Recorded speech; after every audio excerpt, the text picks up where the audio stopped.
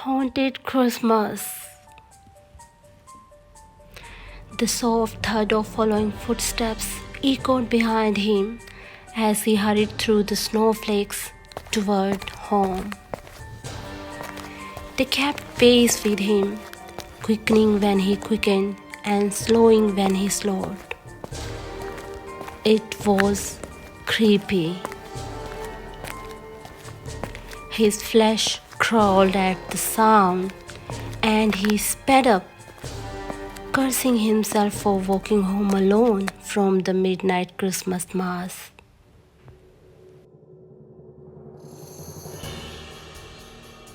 Normally not a pious man, the middle-aged bachelor had suddenly been struck by a wish to hear the old Christmas songs sung once again by a church choir and had walked across town to attend the service. Now he regretted his choice as he passed dark house after dark house in the snowy night, and the footsteps ever followed. He sped up until he was nearly running and skidded into his street. A few more paces brought him to the bottom of his front steps, and as he dashed up them, he realized suddenly that the following footsteps had ceased abruptly. He glanced behind him at the cross street from which he had just turned and saw only one pair of footprints in the snow-covered street when there should have been two. He frowned in puzzlement and then shuddered as a cold breeze struck him, driving snow against his collar, and slammed against the door.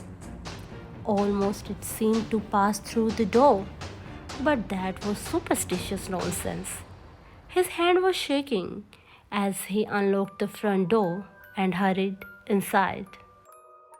He expected darkness, but was delighted to see the yellow glow of firelight coming from his study doorway upstairs. His old housekeeper, whom he thought firmly asleep in her attic bedroom, must have lit the fire pending his return.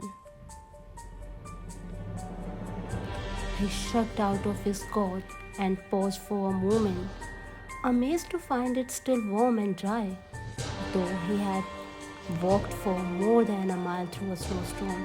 It was almost as if he had been walking in a bubble of calm air, though he remembered the snowflakes hitting his face when he first stepped out of church, before the mysterious footsteps began. His shudder was interrupted by a shout of greeting as his old friend Andy came hurrying out of the study, his old face lit up in a grin at the unexpected surprise. The two men shook hands heartily and retreated back to the warmth of the firelight, talking so fast they stumbled over each other's words. Andy had left town years ago to take a government job in DC, and they hadn't seen each other since.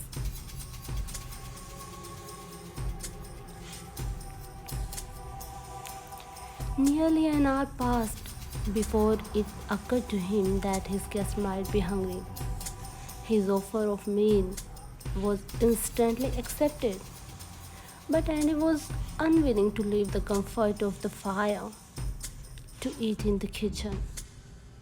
So he jogged downstairs alone to fetch some food. He didn't wonder at his friend's reluctance to join him in the kitchen. Andy had looked very pale and had kept shivering with cold while they talked. He hoped his friend wasn't ailing for anything. A few moments later, he was back with warmed up meat and potatoes and a couple of glasses of beer. apologizing profusely as he handed Andy a plate for the mismatched dinnerware. Andy just laughed and hunkered down to eat. When they were both finished, he showed his friend to a guest room and then tumbled into his own bed to sleep. All his apprehension caused by mysterious footsteps forgotten in the visit of his friend. He jumped out of bed Christmas morning and dashed immediately downstairs to the guest room to rouse his friend, and he wasn't there, and the bed had not been slept in. That was odd. He ran down to look in the study, but Andy wasn't there either, and one plate full of food was sitting on the end table beside his friend's chair. It was completely untouched, though he had seen Andy eating from it the night before. Skin creeping at the thought, he ran to the kitchen and asked his housekeeper if she had seen Andy. But the housekeeper had seen no one, either the previous night or this morning. He flopped down on the bottom step of the staircase, completely baffled. Where had Andy gone? It was a mystery that plagued him all Christmas Day, and he did not enjoy his holiday dinner at all. In fact, that annoyed his housekeeper. He was awakened the next morning from a restless sleep by the sound of the front door bell. He stumbled out of bed and was splashing water from the beside pitcher onto his sleepy eyes when a knock came at his bedroom door. When he answered, his housekeeper handed him a telegram that had just arrived.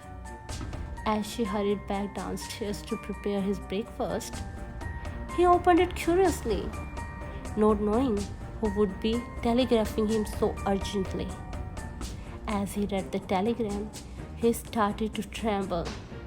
The message was short and to the point, and his family regretted to inform him that his old friend Andy had passed away on Christmas Eve in his home in Washington, D.C. He sat down hard on the bed, the telegram fluttering away from his hand. It must have been Andy who had followed him home on Christmas Eve. That would explain the eerie footsteps and the dry coat in the middle of the snowstorm. He had spent Christmas Eve with a ghost.